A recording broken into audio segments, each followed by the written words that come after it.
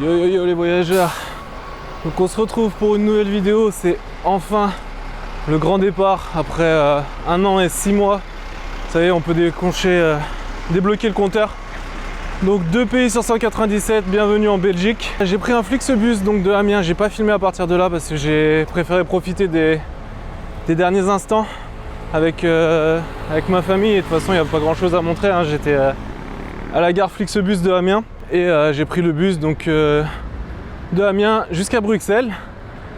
J'ai fait un post sur Instagram il y a quelques jours que j'ai partagé également sur Facebook et j'ai eu plein de retours de la communauté du judo, de la communauté du voyage et franchement merci à tous ceux qui se sont abonnés. Là il y a vraiment beaucoup de nouvelles personnes et merci également à ceux qui ont partagé.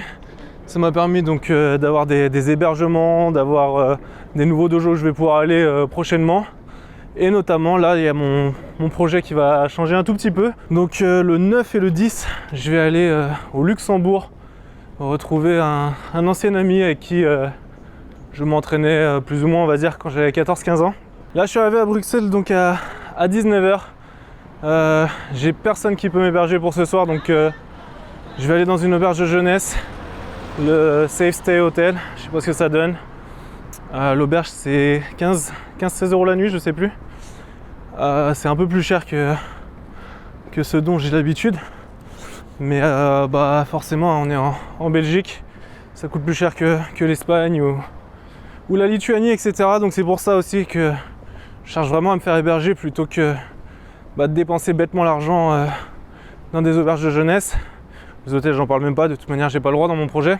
En tout cas, merci à tous ceux enfin, à vous tous, hein, même, de toute manière, merci à vous tous de m'avoir permis de réaliser ce projet. Donc, merci aux membres qui sponsorisent ce projet. Merci aussi également à ceux qui sont toujours là à regarder les vidéos, à commenter, etc. Les deux sont très importants. Au niveau du programme, je commence donc par la Belgique, je vais au Luxembourg. Ensuite je pars aux Pays-Bas et en Allemagne et pour le moment je connais pas encore la suite vu que je m'adapte en fonction des clubs qui peuvent me recevoir. Donc si jamais vous avez des contacts, n'hésitez pas à me le dire. Là je vais me reposer un peu, pas de vidéo pour ce soir parce que j'ai beaucoup de choses à préparer, mais on va voir comment ça se passe à partir de demain. Allez, ciao.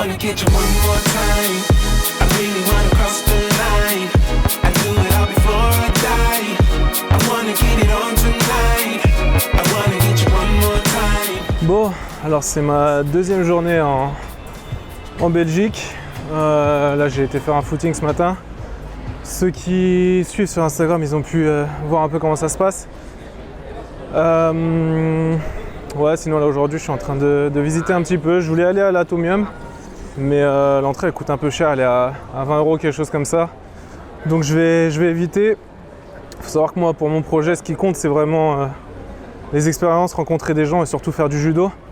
Donc si je peux éviter de dépenser 20 €, sauf si vraiment ça en vaut le coup quoi, mais 20 € c'est l'équivalent de parfois plus de 2 nuits.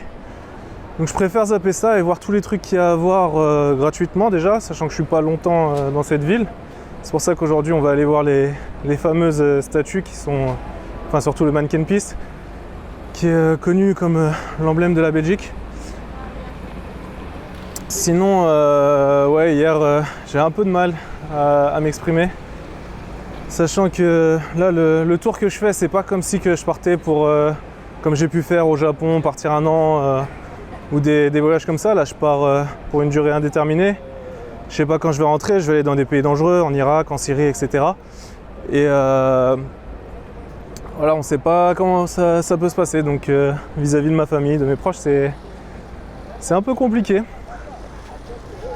Mais bon, on va s'y faire. Et puis de toute façon, je vais faire attention, donc il n'y aura pas de souci.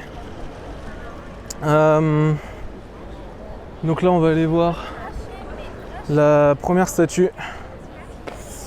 Et je vais vous montrer ça tout de suite. Donc là, on est dans la rue des Chartreux. Et donc, je vais vous montrer le Zinneke Peace, donc le chien qui pisse. Zinneke, ça veut dire bâtard. Et donc, cette statue, elle n'est pas associée directement au Mannequin Peace, ni au... Je crois que c'est Womankin Peace, je suis pas sûr. Mais souvent on va voir les trois ensemble. Celui-là il est un petit peu plus loin que les autres, donc ils sont situés plutôt à la grande place. Il faut marcher un petit peu, mais dans l'ensemble ils sont pas à plus d'1 kilomètre d'écart.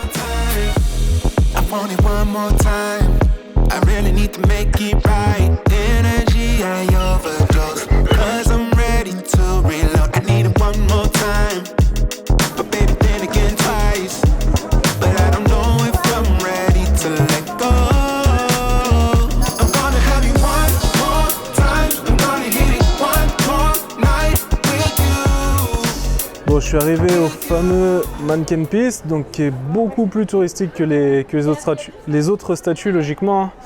Je vais aller filmer ça d'un peu plus près, mais pour la petite histoire, donc il fait 55 cm. Quand vous le voyez sur les photos, c'est pas la même chose. On a l'impression qu'il est beaucoup plus grand. Et donc il y a plusieurs légendes sur lui. Il y a des légendes comme quoi c'était un enfant qui pissait donc dans la maison d'une sorcière, du moins dans le jardin d'une sorcière, et qu'il l'aurait fait statuifier. Il y en a d'autres, je vais les marquer peut-être par la suite parce que là je les ai plus en tête. Mais donc ouais, le Mannequin Peace, emblème très très connu de la Belgique, qui signifie donc l'homme qui pisse ou l'enfant qui pisse, je sais pas. Mais donc c'est pour faire part un peu de l'humour belge que cette statue a été faite donc en 1930 ou 1940, je vais le marquer pareil directement dans la vidéo et je vais vous montrer ça.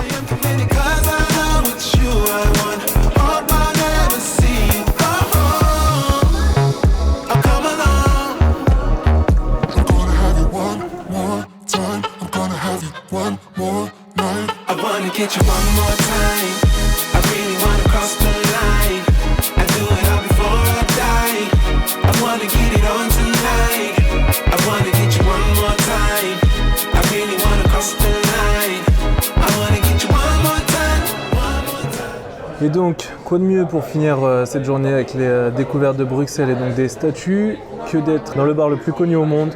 C'est là où on vend le plus grand nombre de variétés de bières différentes, donc il y en a plus de 2000 qui sont à la vente disponibles ici. Moi j'en ai pris une en 25 parce qu'on a les stages aujourd'hui. Et juste à côté de moi, il y a la fameuse, j'ai oublié comment elle s'appelle,